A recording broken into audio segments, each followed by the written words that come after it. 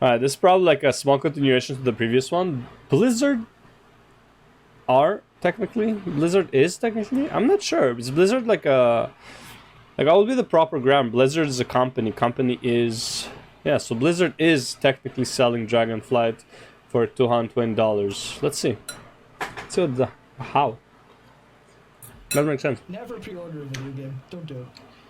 Oh, this is probably for the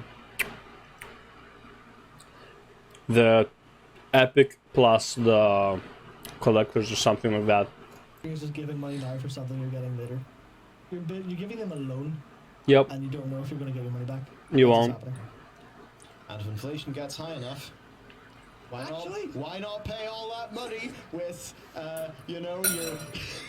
your fair enough. your money that's inflated to 10 times its previous size within 10 months? Because apparently that's the rate. It's not the rate. No. That's 11. If BNet balance was as was equivalent, not as was equivalent to real money, you could buy the collector's edition with BNet balance, but you can't. Just saying. Percent, it's fine. It's fine. Yeah. Oh man.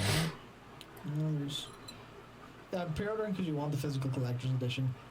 That's acceptable. Yeah. It is still risky, but it's acceptable. We will talk a little bit about that because I think the way Blizzard handle physical collector's edition is boneheaded. Oh yeah. Because it's really stupid. Why can't I not pre-order it and get a code? Because that takes. Where's the technology?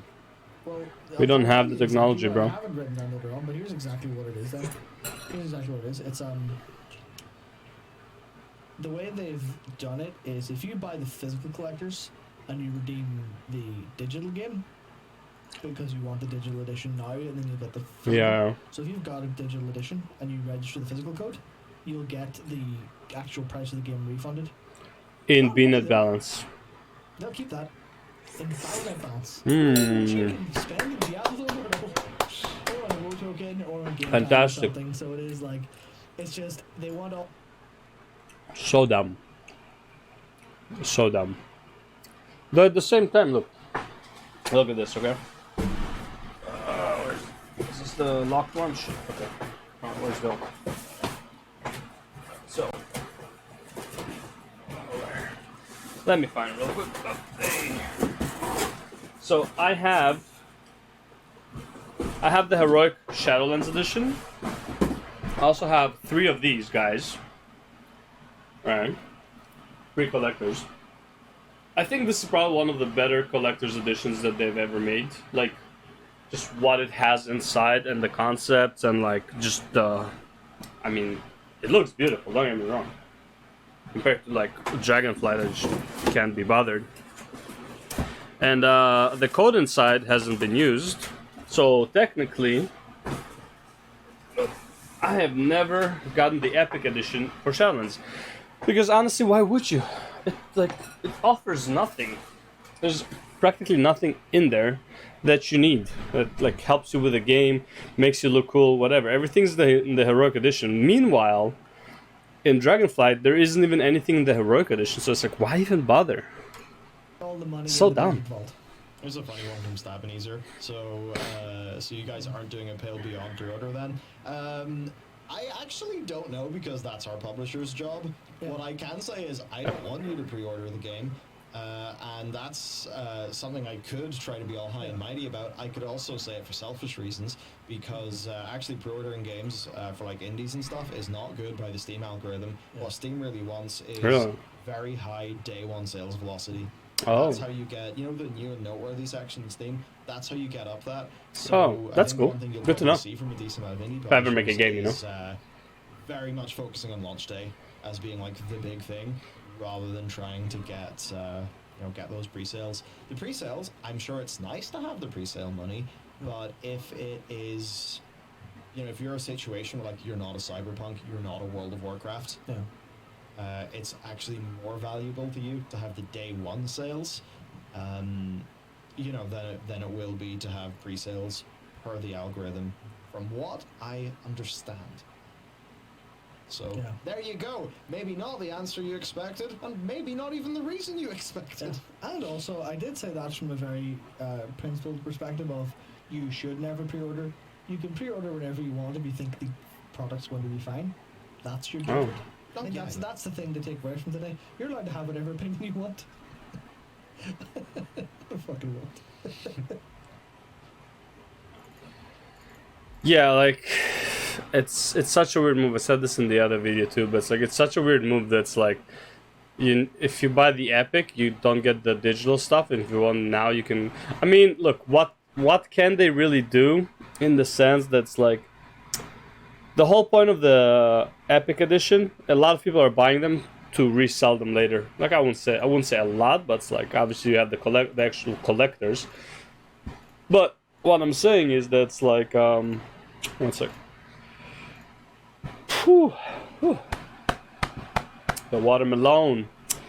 A lot of people buying the Epic editions. Some are collectors, some are reselling it. So it's like, I get that. It's like you can't just like buy an Epic edition and get the digital codes to use it right away because they need to like send it to you. So like, how would you solve that really? You know, it's like you can't give temporary codes and stuff like this as well. I mean, you probably can because like I know games, very old games with very old codes that like you gave you temporary items and then it's like they expire within a certain amount. So like I'm pretty sure Blizzard could just give you a temporary code with your Epic edition that will expire at release, for example.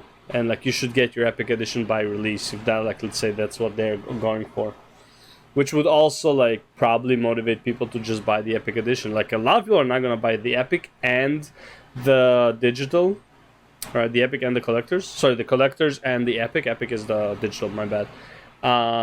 So I doubt anyone's gonna like many people are gonna buy the 220 deal. It's actually more than 220, but whatever, because it's like 130 for the collectors and like Epic is another 100 or something. I don't know. Actually, no. Epic is like 110, I think, or 90. Is it? Not sure. Anyways, yeah. I don't think a lot of people are gonna buy this, even if they get the bean and balance back. Even if the bean and balance is really what they are using to pay for their, like for their WoW and shit, like me. It's I don't know. It sounds like such a dumb idea. It's functional, but it's super dumb. Will it grab some extra money? Yes, but it doesn't sound like such a good idea overall. Like, I don't know, man. It's so weird. I just find this weird. Right? It's like there are better ways to go about it. Like a timed item, you know, an item that will expire at a certain amount. Kind of like, you know how like you have the Halloween's broom, right? The Halloween's broom will disappear after Halloween. Right, the magic broom. That's like an instant mount, which is fucking the best mount in the game by far. An instant mount. This will disappear at the end of Halloween, unless, of course, you logged off on it. Then when you log back in, you are on the broom, but the item is gone anyways. You can easily give people promo codes that buy the collector's edition. Give them time promo codes for items that will expire in a certain amount of time. Right, which are the exact same items as that, right? Like you don't have to give them the game time. You don't have to give them like anything that is like that you can't get back out of them, right? So you can give them all the mogs and all that stuff, and then it's like it expires. You can't use it anymore until you use the actual code from the collector's edition. I think that would be a better solution than just making people buy it twice and then giving them back peanut balance. Just doesn't make any sense, you know? I don't know. Blizzard is weird sometimes, straight up. Anyways. On to the next one.